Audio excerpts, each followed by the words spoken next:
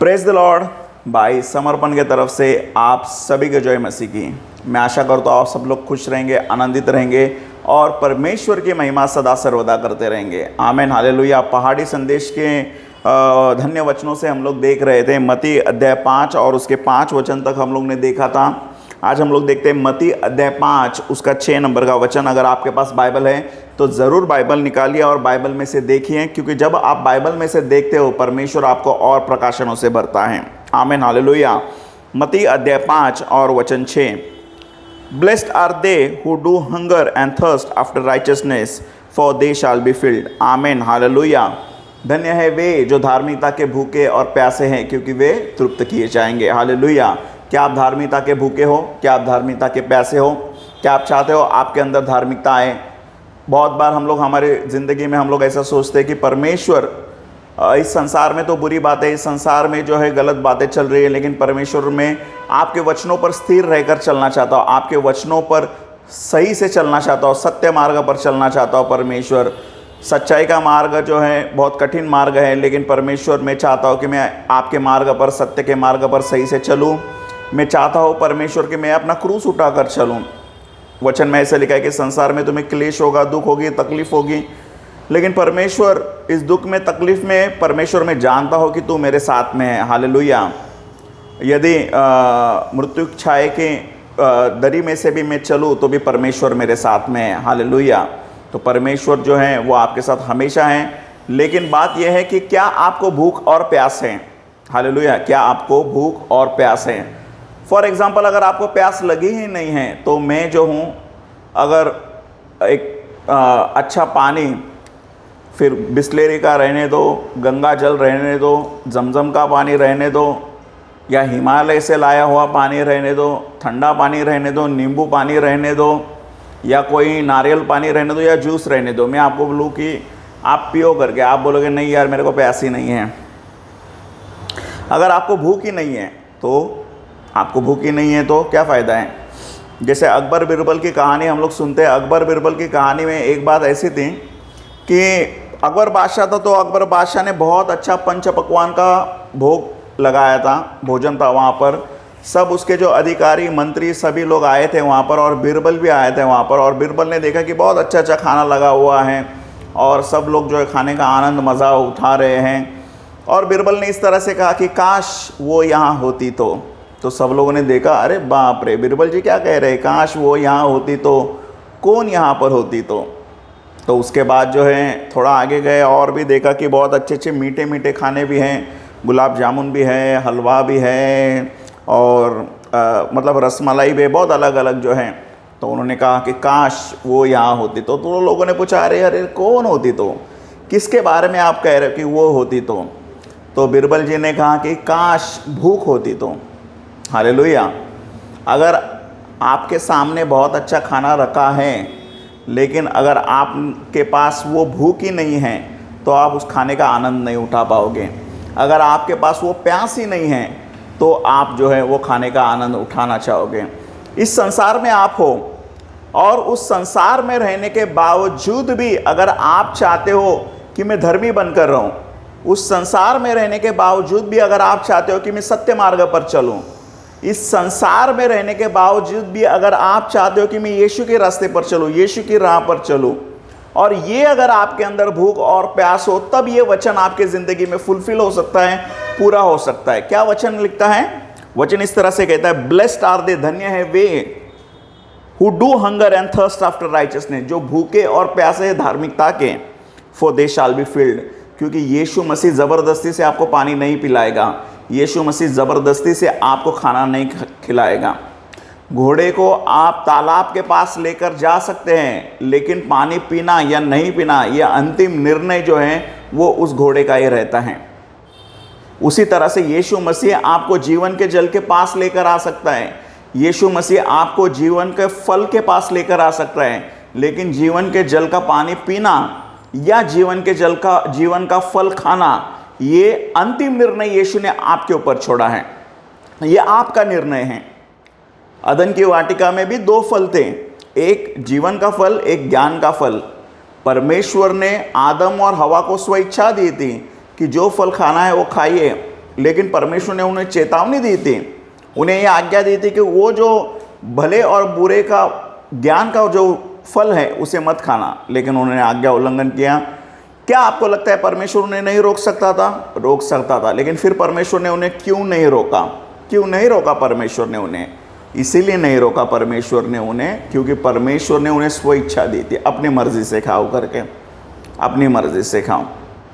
देखो, परमेश्वर तो वो फल रखा था ना, परमेश्वर ने ज्ञान का फल परमेश्वर चाहता था कि वो खाए करके, लेकिन एक सही समय पर खाए, इसीलिए परमेश्वर ने वो फल रखा था। नहीं तो वो फल रखने की ज़रूरत ही नहीं थी परमेश्वर को। जैसे एक छोटा, मान के चलो एक छोटी लड़की है और जिसके हाथ में अगर हम लोग ने चाकू दे दिया, चाकू है उसके हाथ में, तो क्या हो जाएगा? अगर चाकू दे दिया तो क्या हो जाएगा उसके हाथ में? हम लोग डर जाएंगे, अरे वो चाकू से अपने आप को काट ना ले, किसी को मार ना दें, नुकसान ना पहुँचाएँ। तो हम लोग चाकू उसके हाथ में देंगे छोटी लड़की के, 1 साल की 2 साल की? नहीं देंगे। लेकिन जब उसका बर्थडे आता है, जब उसका जन्मदिन रहता है, तब हम ही लोग एज अ पेरेंट उसके हाथ में वो चाकू देते हैं और कहते हैं कि अभी केक कट करो करके। समझ में आ रहा है आपको? तो वो जो फल है वो सही समय के लिए फल था, लेकिन उन्होंने समय के पहले ही उसे खा लिया तो नुकसान हो गया। सेम वे, इसी तरह से परमेश्वर किसी पर ज़ोर ज़बरदस्ती नहीं करता है। यीशु मसीह आप पर कभी भी ज़ोर ज़बरदस्ती नहीं करेगा कि आप उसके वचनों को पढ़ो, आप बाइबल पढ़ो, आप प्रार्थना करो, आप स्तुति आराधना करो, आप जो है परमेश्वर के रास्ते पर या धार्मिकता के रास्ते पर चलो। यीशु मसीह कभी भी आपको ज़ोर ज़बरदस्ती नहीं करेगा, ना ही परमेश्वर का वचन कभी भी आपको ज़ोर ज़बरदस्ती करेगा, ना ही पिता परमेश्वर आपसे ज़ोर ज़बरदस्ती करेगा, ना ही पवित्र आत्मा ज़ोर ज़बरदस्ती करेगा। वो सारा का सारा निर्णय आपके ऊपर छोड़ देता है। वो चाहता है कि आप खुद से डिसीजन ले लो। क्यों पता है क्या?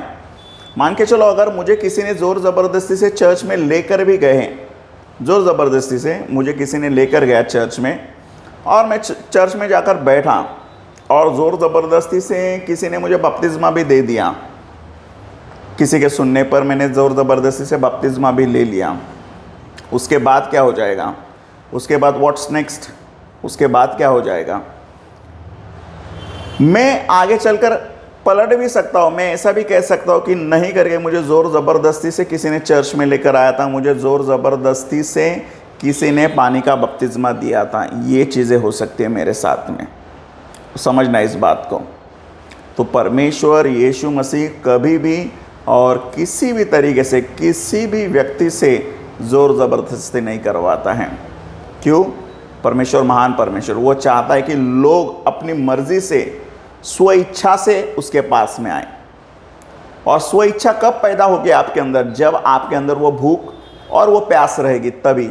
अगर आपके पास वो भूख है, वो प्यास है धार्मिकता के ओर जाने की, तभी आप तृप्त किए जाओगे। अगर आपके अंदर वो भूख और प्यास नहीं है तो धार्मिकता के पास जो है आप नहीं जा सकते। देखो, यीशु मसीह में आने से पहले हम लोग जो हिंदू परिवार से थे, हम लोग हिंदू परिवार में सारा जो लोग करते वो हम लोग करते थे। और स्पेशली मैं हिंदू परिवार में ये कह रहा हूँ कि हमारा जो कास्ट है, मेरा जो कास्ट है वो हिंदू महार कास्ट आता है, जय भीम जिसे कहते हैं वो कास्ट आता है, जय भीम कास्ट आता है। और हमारे कास्ट के बहुत ही अच्छे एक मानव जिन्हें कहा जाता है, जिन्हें घटनाकार कहा जाता है, जिन्होंने घटना जो भारत देश में लिखी है, जो संविधान लिखा है, जो आप देख सकते हो ऊपर जो है मेरे ऊपर संविधान का प्रियम्बल है, जो संविधान उन्होंने लिखा। और डॉक्टर बाबा साहेब आम्बेडकर ने तो बहुत ही बुद्धिमानी और बहुत ही विजडम से भरे हुए, उन्होंने सारे धर्मों का अभ्यास किया था, हिंदू धर्म का भी अभ्यास किया था, वो तो हिंदू धर्म में ही पैदा हुए थे, हिंदू धर्म का अभ्यास किया था, उन्होंने इस्लाम धर्म का अभ्यास किया था, क्रिश्चियनिटी का भी अभ्यास किया था। क्रिश्चियनिटी में हम लोग, ये जो बाइबल है केजेवी बाइबल है, ओके, उन्होंने केजेवी, एनकेजेवी, एनआईवी, हिंदी, मराठी, इंग्लिश, अलग अलग भाषाओं में बाइबल पढ़ा था, ठीक है।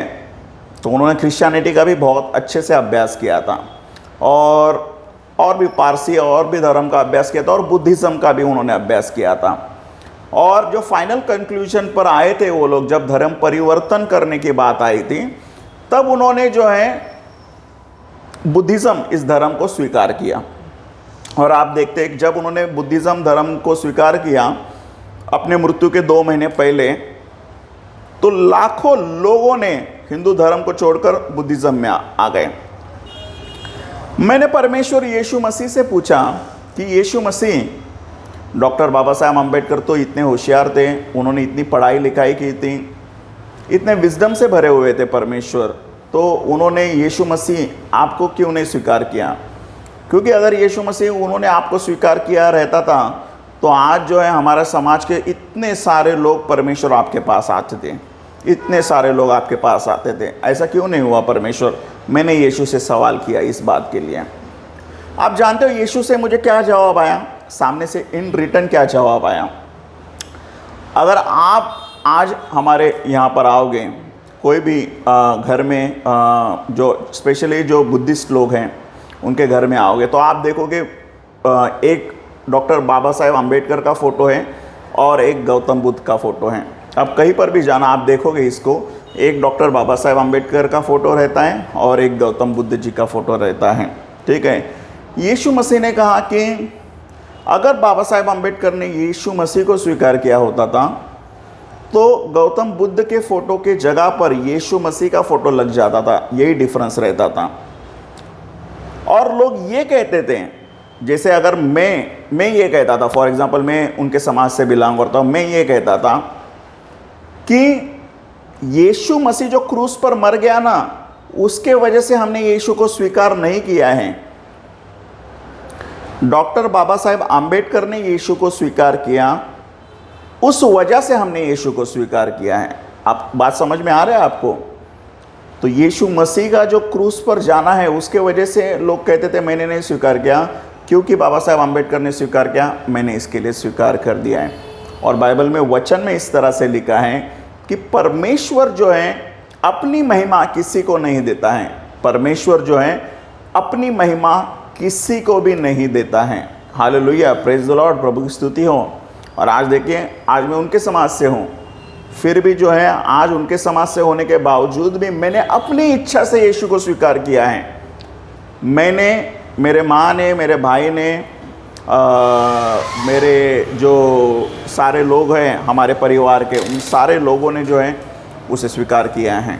इसमें कोई ज़बरदस्ती नहीं है, किसी भी तरीके की ज़बरदस्ती नहीं है, ये हमने अपनी मर्ज़ी से स्वीकार किया। मेरे पिताजी ने जब उनकी मृत्यु पास में थी, जब वो मृत्यु के बेड पर थे, तभी उन्होंने यीशु को स्वीकार किया। हमारे कई सारे लोगों ने जब उनका दफन विधि करना था, हमको विरोध किया था उस बात के लिए, लेकिन क्योंकि हमारा परिवार एकजुट था, हम लोग मसीह में थे, हम लोग ने उस चीज़ को स्वीकार किया और पिताजी ने स्वीकार किया था और एक क्रिश्चियन तरीके से उनका दफन विधि हुआ था। धन्य है वे जो धार्मिकता के भूखे और प्यासे हैं, क्योंकि वे तृप्त किए जाएंगे। अगर आप सच में धार्मिकता के भूखे और प्यासे हो, आपको परमेश्वर तृप्त करेगा, 100% तृप्त करेगा। लेकिन आपको उसके वचन पर स्थिर रहना पड़ेगा, आपको उसके वचन पर स्थिर रहना पड़ेगा, आपको स्थिरता में रहकर चलना पड़ेगा। लोग जैसे अभी आज 7 दिसंबर है, कल 6 दिसंबर था, 6 दिसंबर जो है महापरिनिर्वाण दिन रहता है, जहाँ पर डॉक्टर बाबा साहेब आम्बेडकर का जो है मृत्यु दिन है, उसको जो है लोग दादर चौपाटी पर जाते। तो मैंने भी जय भीम करके एक स्टेटमेंट दिया था। तो मेरे मसीह भाई बहन जो है उन्होंने मुझे इन रिप्लाई में मुझे इस तरह से कहा, क्या हम लोग यीशु को छोड़कर और किसी व्यक्ति को जय बोल सकते हैं? तो मैंने कहा कि आर्टिकल 25 जो डॉक्टर बाबा साहेब आम्बेडकर ने लिखा है, आर्टिकल 25, आज उसी आर्टिकल 25 के वजह से ही यीशु मसीह का सुसमाचार हम लोग इस भारत देश में स्वतंत्रता से फैला सकते हैं, उसी आर्टिकल 25 के वजह से जो डॉक्टर बाबा साहेब आम्बेडकर ने लिखा है। अगर आप जो है आर्टिकल 25 नहीं रहता था आज के डेट में, तो जितने भी हमारे चर्चेस है, जितने भी मिनिस्ट्रीज चल रही हैं, उन पर रोक लग सकती थी और उनको जो है जेल में डाल दिया जा सकता था। तो आर्टिकल 25 लिखने का विजडम भी परमेश्वर ने उन्हें दिया ना, क्योंकि वो महान विजडम वाले व्यक्ति थे। जब वो पढ़ाई करने बैठते थे तो घंटों घंटों बैठकर पढ़ाई कर सकते थे। ये विजडम किसने दिया? परमेश्वर ने दिया। और परमेश्वर अपनी महिमा भी किसी को नहीं देना चाहता है। तो यही बात है, हमें जो है धार्मिकता के भूखे और प्यासे होना चाहिए। जिस दिन हम लोग धार्मिकता के भूखे और प्यासे रहेंगे, हमारे अंदर वो भूख बढ़ेगी कि हाँ परमेश्वर मैं धार्मिक हूँ, हाँ परमेश्वर मैं प्यासा हूँ, आपके वचनों के लिए प्यासा हूँ, आपके धर्म के लिए प्यासा हूँ परमेश्वर। उस समय पर वो परमेश्वर जो है हमारी भूख को, हमारे प्यास को मिटाएगा और हमें आशीष से भरेगा। मैं आशा करता हूँ ये संदेश आपको समझ में आया रहेगा, और अगर आप समझे हो इसे तो आप ज़रूर इसे आगे फैलाना, लोगों तक पहुँचाना, और ज़रूर आप मुझे बताना कि आप और क्या क्या नई नई बातें सीख रहे हो, समझ रहे हो। हालेलुया। आओ हम लोग प्रार्थना करें। प्रभु मैं धन्यवाद करता हूँ, स्तुति महिमा आदर गौरव प्रशंसा सब कुछ आपको देता हूँ। धन्यवाद करता हूँ परमेश्वर, धन्यवाद प्रभु यीशु। पिता परमेश्वर, जिस तरह से इस वचन में लिखा है परमेश्वर की जो धार्मिकता के भूखे और प्यासे है परमेश्वर, उनको तो तृप्त करता है परमेश्वर। मैं प्रार्थना करता हूँ परमेश्वर, आप भी हमारी भूख को, हमारी प्यास को मिटाइए परमेश्वर, हमें तृप्त करिए परमेश्वर। धन्यवाद करता हूँ। सारा आदर, सारा महिमा, सारा जलाल आपको देता हूँ। धन्यवाद के साथ प्रार्थना आपका प्रिय पुत्र और हम सभी का उद्धार करता यीशु मसीह के नाम में प्रार्थना करता हूँ। आमीन, आमीन। Praise the Lord.